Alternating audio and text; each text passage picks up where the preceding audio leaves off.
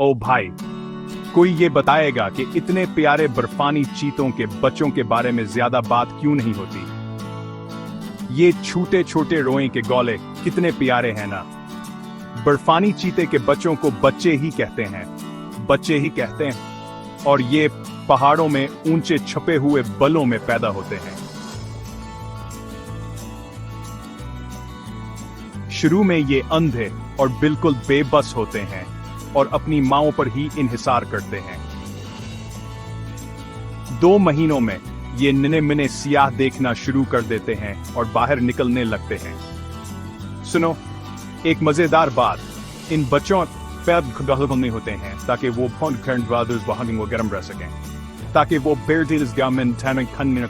वो पहाड़ों की ठंड में जिंगड़ाए सहने। और उनकी लंबी दम, वो इसे कंबल की तरह इस्तेमाल करते हैं ताकि आराम से रहें। जंगल में एक बर्फानी चीते की मां अपने बच्चों की हिफाजत करती है, उन्हें शिकार करना और जिंदा रहना सिखाती है। ये बहुत कमाल की बात है कि ये छोटे नाजुक बच्चे किस तरह छुपकर रहने वाले ताकतवर बर्फानी चीते बन जाते हैं जिनकी हम तारीफ करते हैं। तो अगली बार जब आप बर्फानी चीतों के बारे में सोचें तो इन नन्हे बच्चों को याद रखें जो पहाड़ों को फतह करना सीख रहे हैं।